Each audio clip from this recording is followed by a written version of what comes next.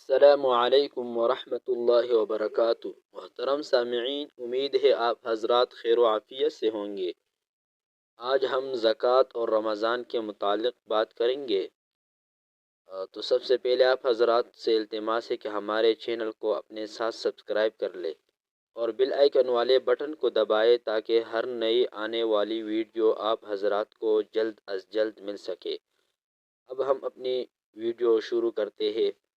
زکوٰۃ اور رمضان۔ زکوٰۃ کا رمضان میں ہی نکالنا ضروری نہیں ہے، بلکہ اگر ہمیں صاحب نصاب بننے کی تاریخ معلوم ہے تو ایک سال گزرنے پر فوراً زکوٰۃ کی ادائیگی کر دینی چاہیے، خواہ کوئی سا بھی مہینہ ہو۔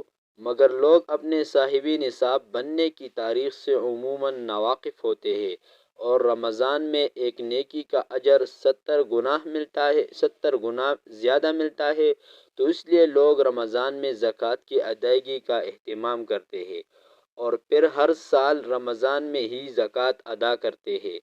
زکوٰۃ ایک سال مکمل ہونے سے قبل بھی نکالی جا سکتی ہے، اور اگر کسی وجہ سے کچھ تاخیر ہو جائے تو بھی زکوٰۃ ادا ہو جائے گی، لیکن قصداً تاخیر کرنا صحیح نہیں ہے۔